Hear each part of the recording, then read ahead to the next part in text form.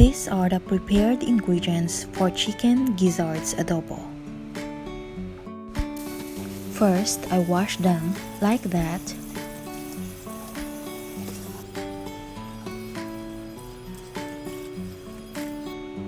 Boil them for 3 to 5 minutes and filtered out the water. Then I melted the butter, add ginger, garlic, onions, and mix them well. After that, I added the chicken gizzards. Mix them again like that before adding the seasonings.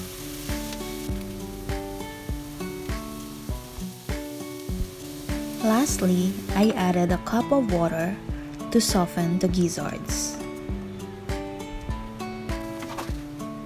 Cover the pan for a few minutes, and when the water evaporated, it's done. It could be chewy, but let's enjoy it. Thank you for watching.